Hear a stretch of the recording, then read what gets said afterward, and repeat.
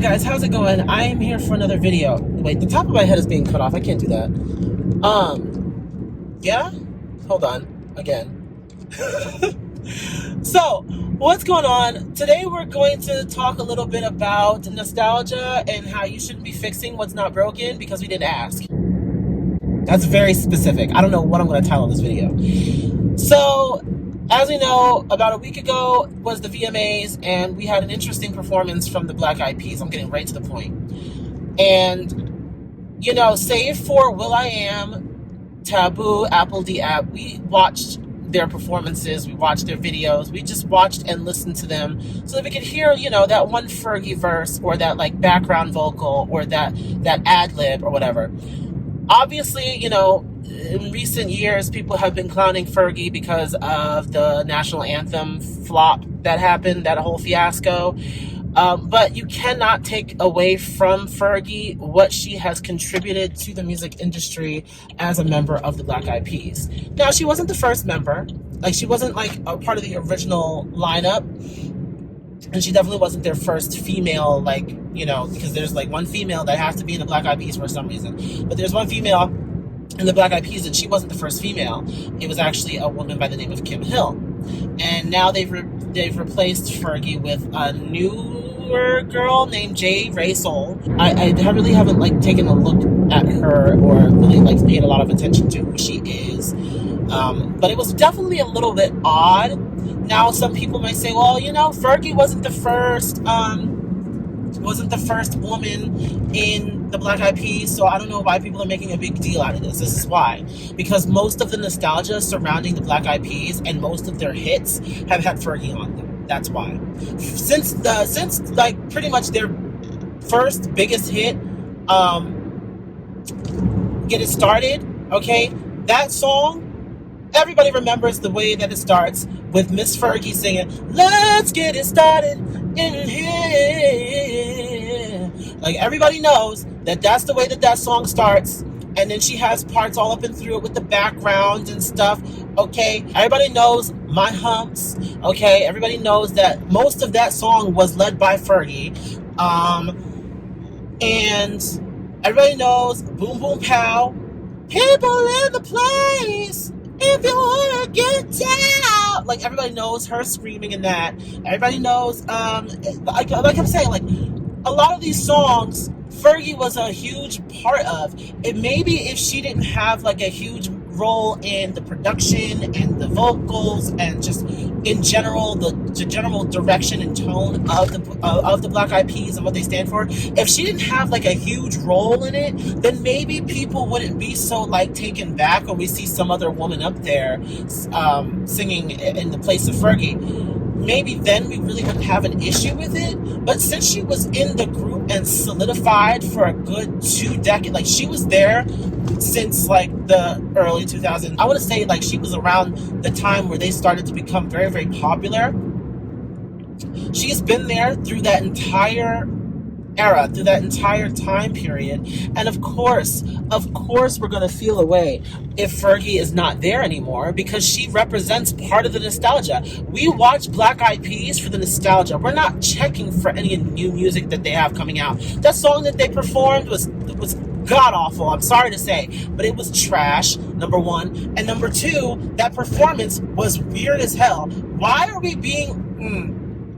That performance is something that like some like 10-year-old would come up with. Oh my gosh, let's put glow sticks. Let's make our crotches glow.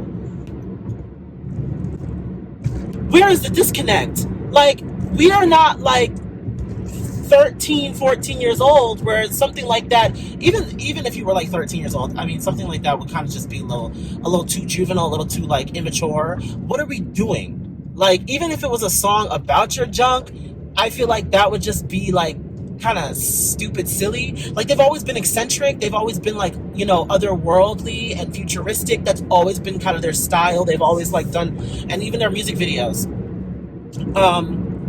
I feel like they're the next ones that need to get like the vanguard because their music videos are very on point. Like, their music videos have always been like, you know, out there and stuff, and have always kind of made like headlines and stuff for the things that they do in their music videos. I kind of like their music videos. We'll get on that later. I don't know how many VMAs they actually have.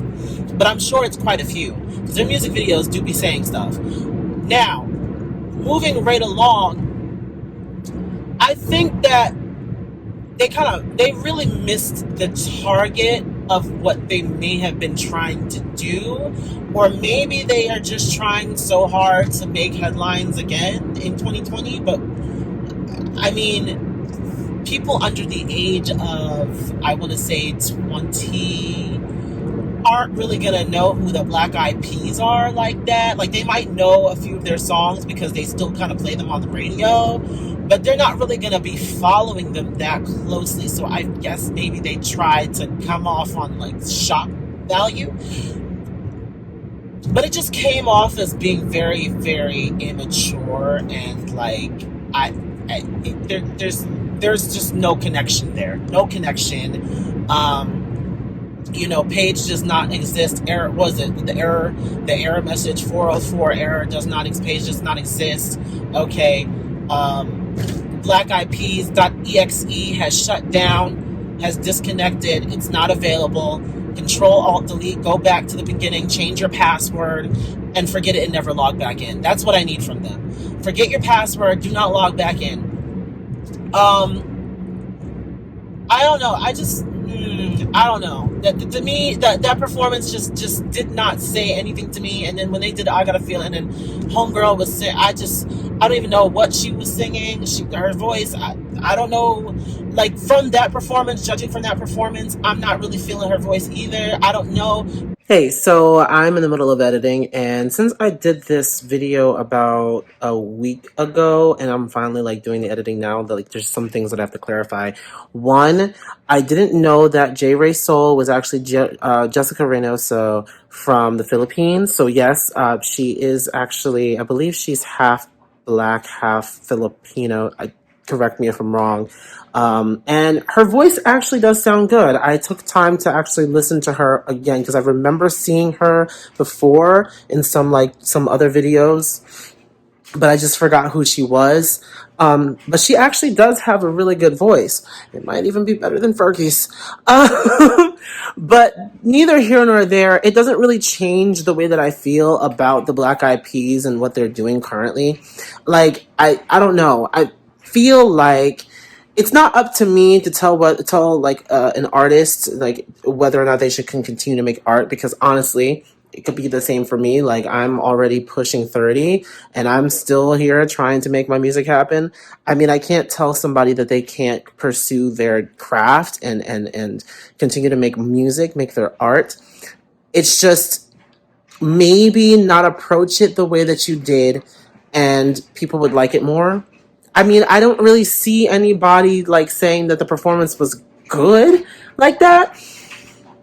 Most people that I've been around were very, very confused about the performance and about the direction that they're going in, and the new member. I really would like to see more of them within the coming years, because of course I grew up listening to Black Eyed Peas, so it's like there's no love lost. I'm always going to love Black Eyed Peas. I'm just not 100% sold on their new direction. That's all. More often than not, a lot of these artists from like the past, especially the ones that were very, very big in the 90s and 2000s, they try to come back and they try to capture the new audience by doing something outlandish.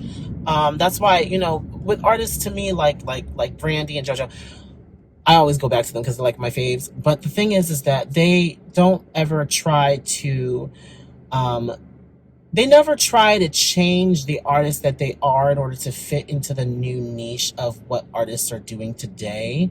They know who their core fan base is. They're gonna cater to their core fan base, and then maybe mix in a couple of newer like styles or some experimental styles to kind of like reach out to a wider audience. Maybe someone who hasn't listened to them before, maybe they're on the fence, and then maybe they'll listen to the specific song or the specific art and they'll be like, oh my gosh, I actually like them, I actually like the song, whatever, blah blah blah. But there are other artists out there who really try so hard to like fit into the new, but I'm just like, you guys were like the pioneers of like 2000s. The way that we listen to pop music now, Black Eyed Peas was part of that blueprint. Black Eyed Peas were part of that new age kind of futuristic sound that we're hearing in a lot of music today. They were the ones that were pioneering that. Back in the, like I said, back in the early 2000s, they were pioneering that mess. The EDM, all that stuff, they were doing all of that when nobody else was. And then fusing that with hip hop and stuff.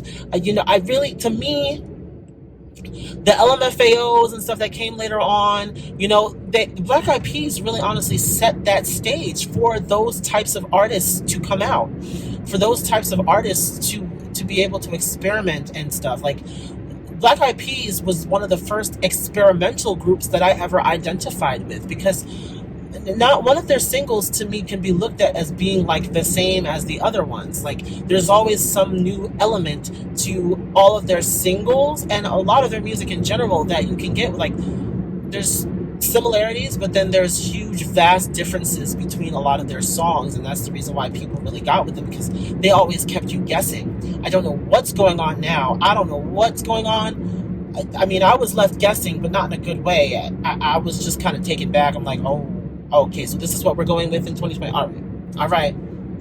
Don't expect me to pick up a copy of the album that I don't even know if they have an album. Do they have an album? I don't even know. Like I said, nobody's really checking for Black Eyed Peas like that in 2020. And that's not to say that they can't still get on stage and do what they do, but like, give us what we want. Perform those older hits and get Fergie back, or just don't perform at all. I'm sorry. It's just like Black Eyed Peas.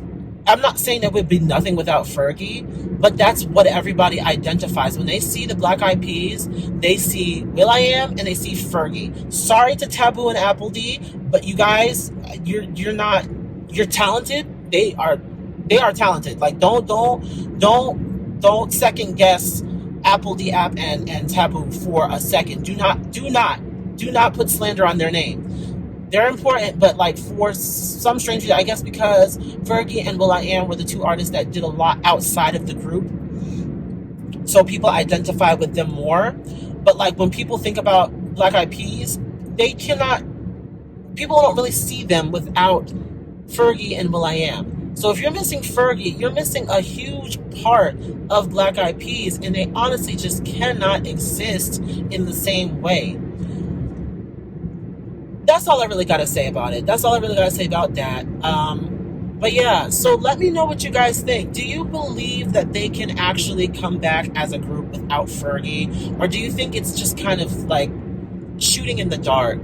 Do you think that it's really not going to work, or the dynamic is just never going to be the same? Let me know in the comments. So that's going to be it for this video. Make sure you guys are following me on social media. My Instagram is about to pop up again, so don't miss it. Okay, music is coming, like I always say, music is coming. And yeah, everybody stay safe out there.